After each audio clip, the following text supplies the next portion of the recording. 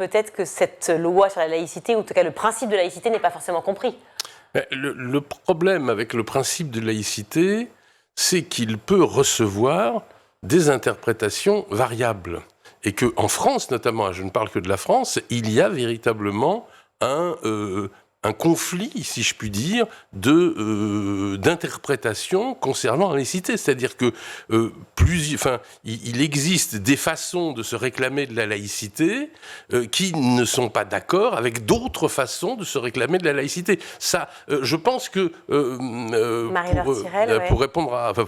pour enchaîner sur ce que Marie-Laure Tirel a dit, c'est une des raisons de la complexité de ce principe. C'est que c'est un principe, au fond, polysémique, et qui peut avoir, y compris dans le droit, des interprétations évolutives, en quelque sorte. Et c'est pour ça que vous posez la question, et c'est le titre de votre dernier livre d'ailleurs, quelle laïcité voulons-nous? C'est ça la question qui finalement, c'est le sujet qui fait encore débat. Disons qu'aujourd'hui, on ne peut pas partir d'un principe simple.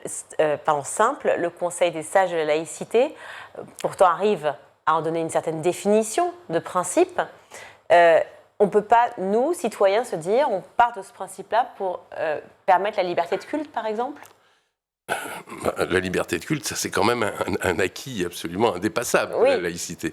Mais vous parliez du Conseil des sages. Le débat dont je parlais, il a existé au sein même du Conseil des sages.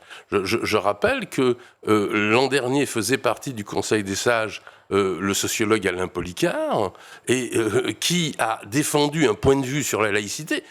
Je ne dis pas que je le partage, je ne dis pas que je ne le partage pas, mais c'est un point de vue qui avait des arguments. Sur le voile. Sur le voile, notamment, et sur la pertinence de la loi de 2004. Et bon, il a été exclu par décision de la ministre de l'époque, Nicole Belloubet, la ministre de l'Éducation nationale. Vous voyez bien que le débat a du mal à exister, puisqu'au sein même du Conseil des sages, il y a eu ce débat, et que Alain Policart a été amené à quitter le Conseil des sages. Donc au fond, alors je ne dis pas qu'il est le seul dans le Conseil des sages d'ailleurs à représenter cette tendance, mais vous voyez bien que malgré tout, il y a plusieurs tendances, et que, disons que le Conseil des sages, son orientation globale est plutôt en faveur de l'une de ces tendances, disons la tendance un peu, entre guillemets, stricte, on va dire, ou qui se veut telle, en tout cas.